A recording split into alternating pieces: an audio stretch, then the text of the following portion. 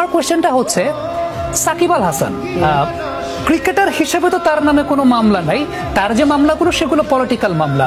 তাহলে এই যে 20টা ক্লাব যারা এরকম একটা প্রেস কনফারেন্স করলেন, সেখানে বলেন কোনোদিন তো সেই ক্লাবগুলোকে দেখলাম না সাকিব আল হাসানকে নিয়ে প্রেস কনফারেন্স করছেন যে তার মামলা তো পলিটিক্যাল মামলা, তার মামলা তো ক্রিকেটের মামলা না। না না, আরো বিষয় যে সাকিব আল হাসানের পোস্টার নিয়ে আপনি ঢুকতে পারেন না, কেউ তো কোনো প্রতিবাদ করলো না ক্লাব, যে কেন হবে, তার তো ব্যক্তিগত মামলা, মাশরাফি বিন মুর্তজার ব্যক্তিগত মামলা, সেটার জন্য তারা সাফার করবেন কি জন্য? ইন্টারন্যাশনাল ক্রিকেটে কেন সাফার করবেন?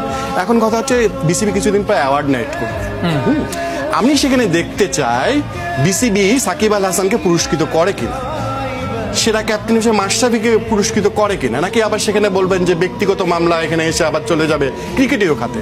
আবার আপনি আপনার পরিচালকদের বেলায় বলবেন এটা তার ব্যক্তিগত মামলা, এটা এখানে না।